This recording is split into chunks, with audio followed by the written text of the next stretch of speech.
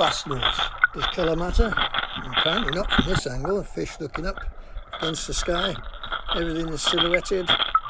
So, something to think about. Stay tuned for lots more of underwater footage of different lures later on in the video.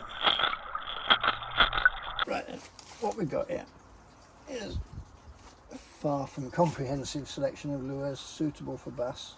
When I say suitable, you don't have to have these, you could just have that one and you'll catch, no problem.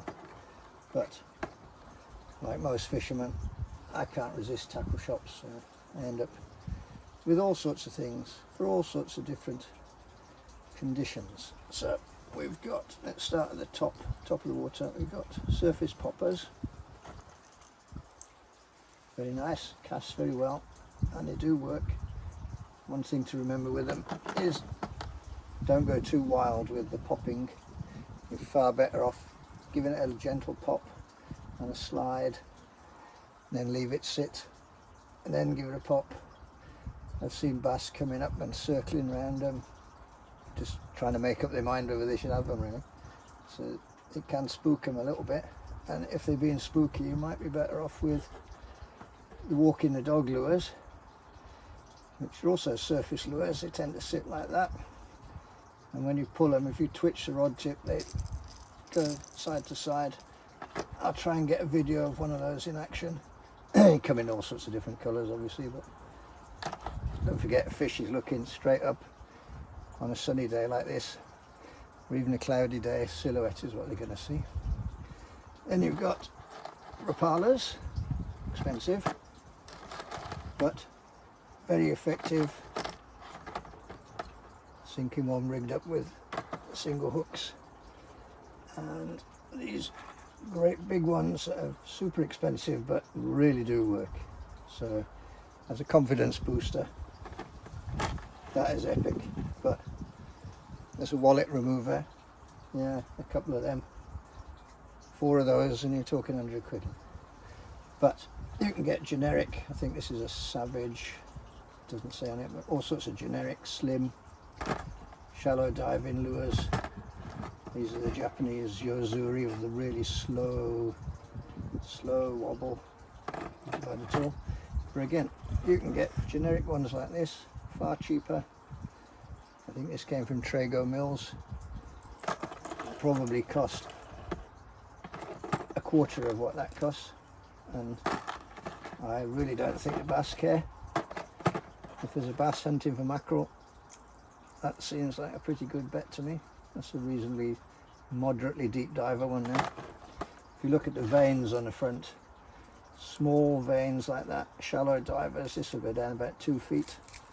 Got rattles in it, full bearings. Make it really good for casting, because when he's up like that, the ball bearings go to the back.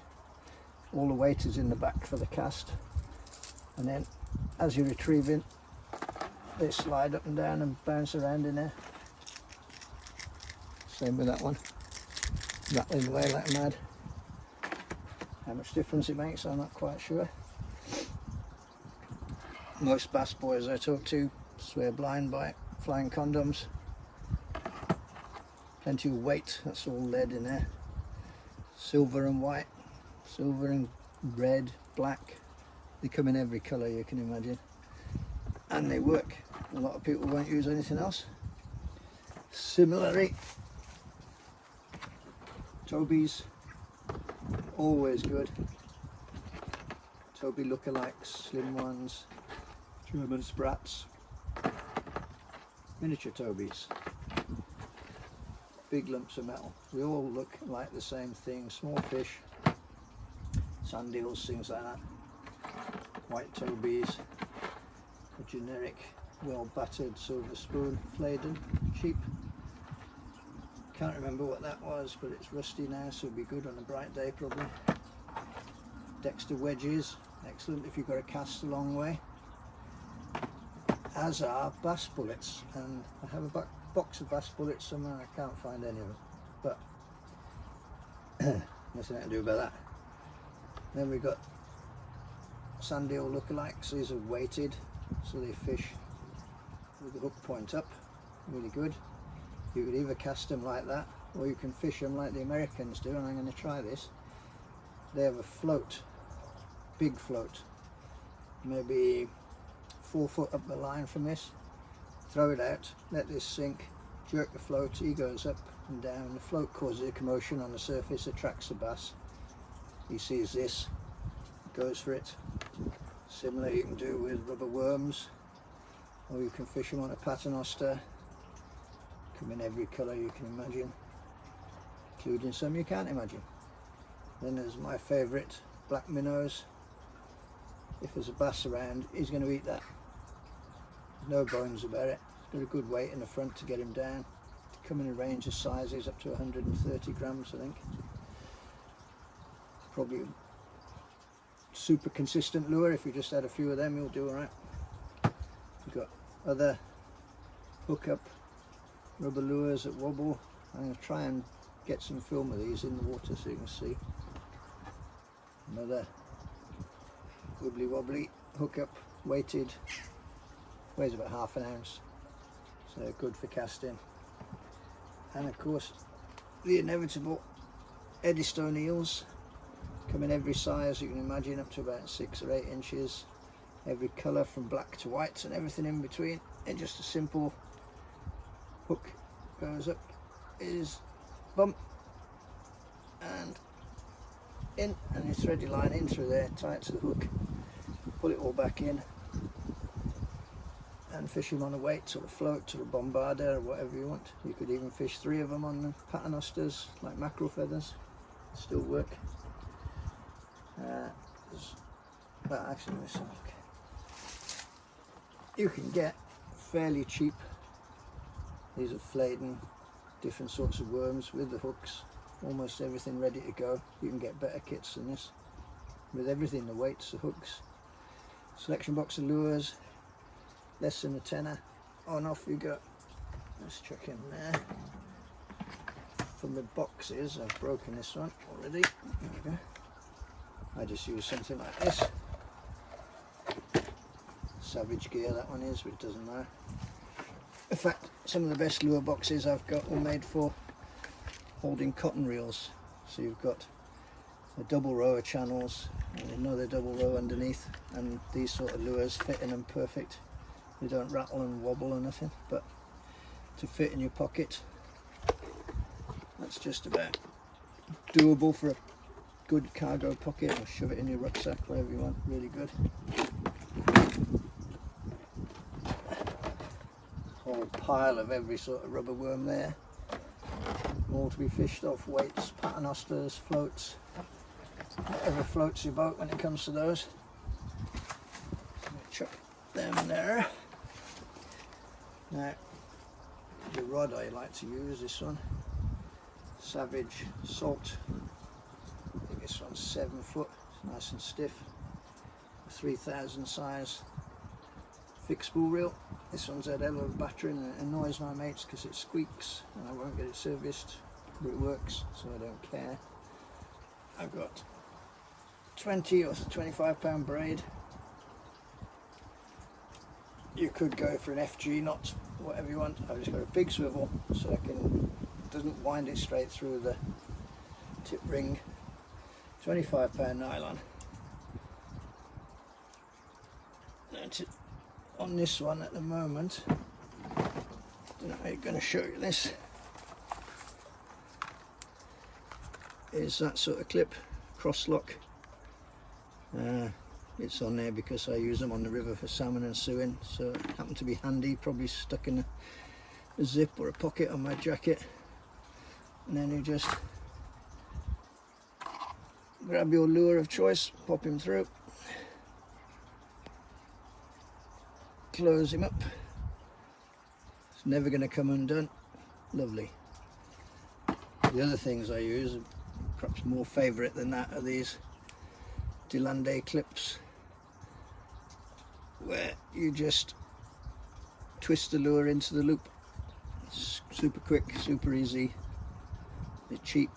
26 pound breaking strain. Now look, those are HTO, whoever they are. They work. That's all you need really. Now if I was fishing on a rougher day and had to cast long way or with these big lures all day, I would use my greys. This is a 10 foot. This will cast 2 or 3 ounces. It says 15 to 60. I've got an 6,000 size fixed spool reel, 15-pound line. That one's a Shimano, also battered to death, muddy. Done years as a pike reel. Now it's a bass and salmon reel. There's a Rapala on there for the sake of argument. And one of the Delundi clips. They're very useful, streamlined, lovely. So that is what I would use if it's rough or if I've got to cast a long way all day long. It's just a heavier outfit, does exactly what this one does, but better. And if you really want to cast half a joey mackerel on a float easily enough, or 2 ounces of lead and half a mackerel, it'll get it out there. So it's very versatile, very useful. And that is pretty much what I would take for bass lure fishing. I certainly wouldn't take all of them. I would just take what fits in that box, and I would give some consideration to where I'm going. So if it's a shallow venue where you've got to cast a long way, you don't want to use something like that that weighs nothing. I mean, that literally doesn't even weigh half an ounce. But that's more like an ounce, that's more like it. So these, that's an ounce. So those are long casting. All your Tobies and everything are long casting. Your bass bullets, if I could ever find them, really long casting, and they fish shallow. If you were fishing, say, a rocky headland and the fish are in close in the gullies, well, yeah, I've done well on the old Rapalas where you're only casting 20 yards, where you want a slow retrieve, and these lures work really well slowly. These ones, big estuaries, things like that, is where they've shined in the past. They cast well and they catch the fish. It's just a shame they're so expensive. So that is about it for hard and soft rubber lures. I'll do something on the bombarder fishing with flies and sand eels and rubber lures, etc. another time, and I'll try and get hold of some of those popping floats and do one on the casting, the American style casting with a float and a lure. And also I'll try and get some underwater footage of these doing what they do. So this is an unbranded popping lure in gold back with a pearl underside, 10 centimeters long, very handy.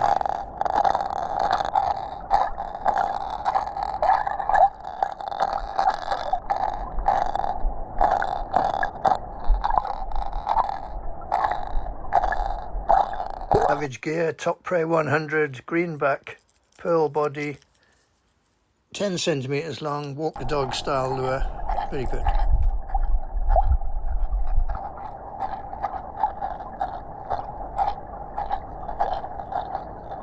Can't remember the make of this topwater lure, again 10 centimeters long, one of the famous makers, excellent lure for bass.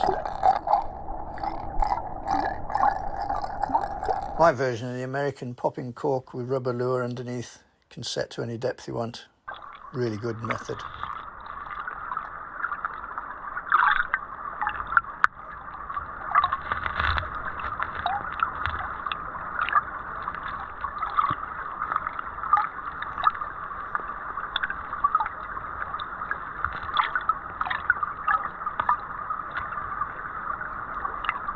Rapala Max Wrap 15 centimeters in pearl, 23 grams, 3/4 of an ounce. Had lots of bass on this, excellent casting.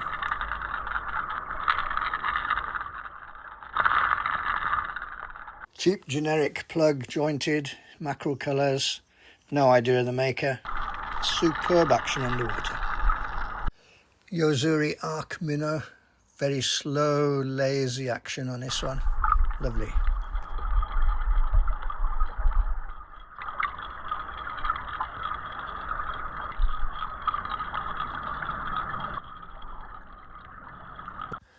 Flying Condom in white and silver, what can you say?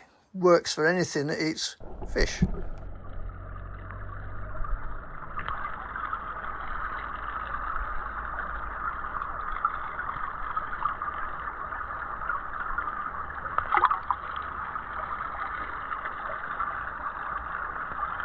Tobies and their generic lookalikes. Again, what can you say? They work for anything that's predatory.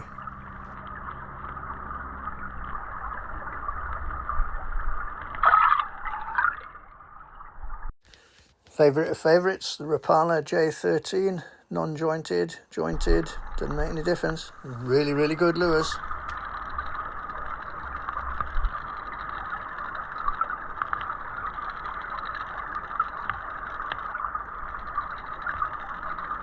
Unbranded Rapala lookalike, cheap as chips, excellent action, and look how muted that fluorescent orange is when it's underwater.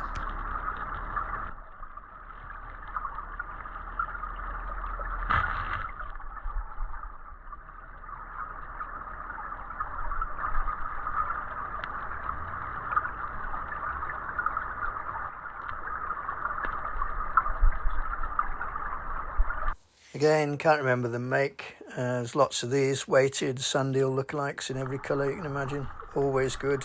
Do the job if you've got nothing else.